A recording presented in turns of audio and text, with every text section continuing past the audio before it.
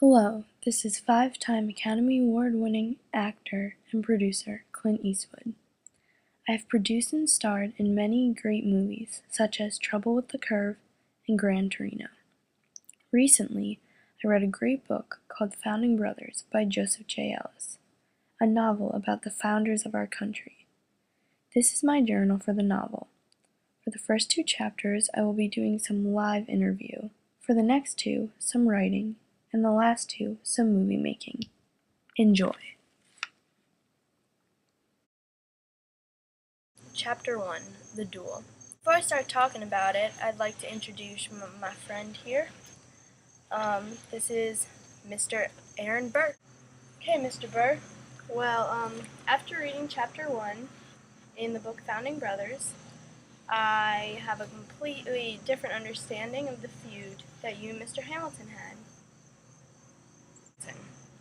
Yes, I know he's the reason you lost for governor. Yes, I know he called you unprincipled. He never planned on shooting you. You didn't know that. Well, he missed on purpose, Mr. Burr. Yep. Yeah, maybe you should have thought through it before you pulled that trigger. Okay. Well, there are a lot of good messages. What I learned was that people go long lengths to defend their honor. And Hamilton feared Burr would dismantle the Union that they worked so hard for. I've learned there's a lot more to every story and every person. You can't act upon something you don't even understand. And you can't make assumptions, which I maybe should have applied to my Republican National Convention speech. Sorry, Obama. Well, thank you, Mr. Aaron Burr. That's that for my journal entry on Chapter 1, The Duel. Now I'll be talking about Chapter 2, The Dinner. Chapter 2 focused on a dinner held by the 3rd President of the United States, Thomas Jefferson, who just happens to be sitting right here. Hello, President Jefferson. So, you held this dinner to try and resolve the disagreements between your buddies Alexander Hamilton and James Madison. Hamilton wanted his financial plan to pass, and Madison wanted the national capital to be down in the South.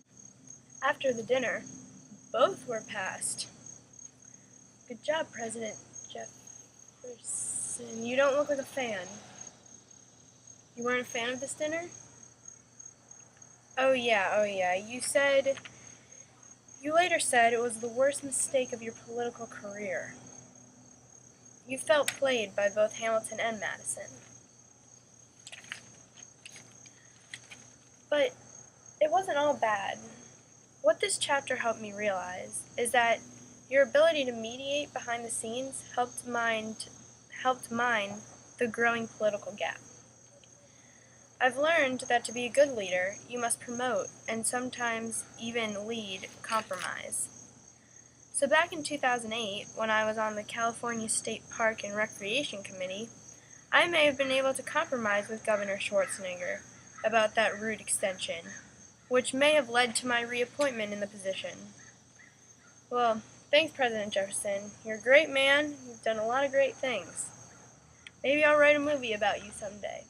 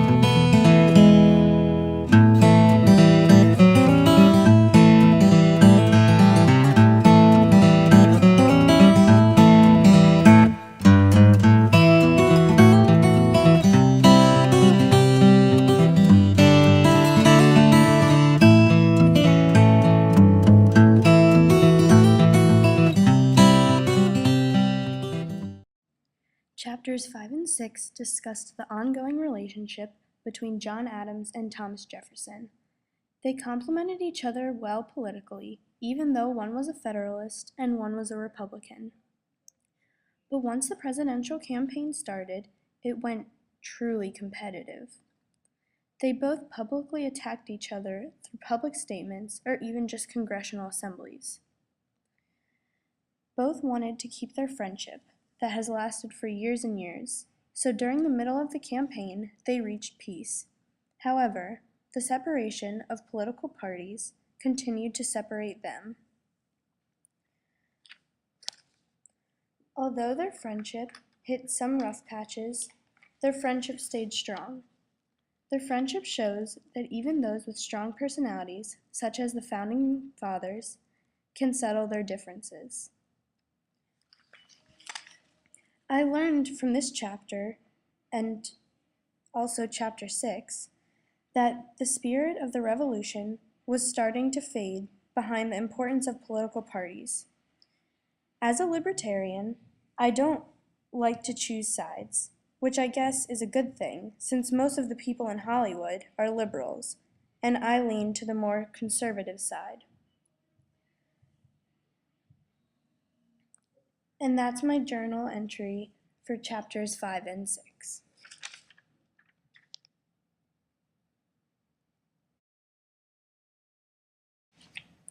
To conclude this journal, I would just like to say that Founding Brothers allows readers to understand the struggle and conflict that occurred during the establishment of America's government, proving that although the Founding Brothers were not perfect,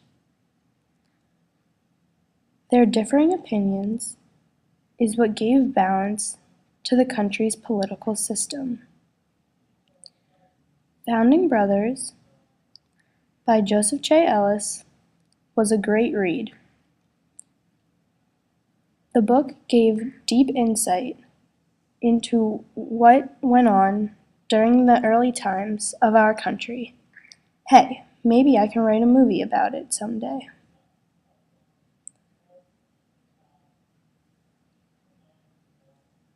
Thanks for watching. Sincerely, Clint Eastwood.